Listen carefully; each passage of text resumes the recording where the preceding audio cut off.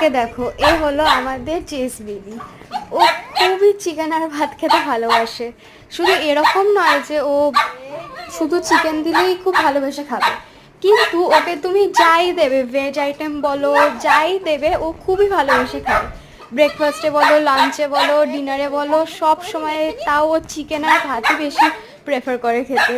ও খুব মিষ্টি, দেখো কি সুন্দর লাফাচ্ছে খাবার খাওয়ার জন্য, একদম বেবি একটা, কি মিষ্টি দেখো। আবার দেখো কান দুটো কত লম্বা লম্বা, তাই জন্য এখন কান দুটোকে ধরে একদম বাঁধতে হবে বা এমনি ধরে রাখতে হবে যাতে এখন খাবার খেতে পারে। মাঝে মাঝে তার কান দুটোকে আমরা গার্ডার দিয়েও বেঁধে রাখি খাওয়ানোর সময়। কিন্তু একটা জিনিস ঠিকই যে ও খাবার নিয়ে কোনো কিছু করে না। ওকে যা খাবার দেবে ও খুবই ভালোবেসে যত্ন করে একদম পরিষ্কার করে খাবে।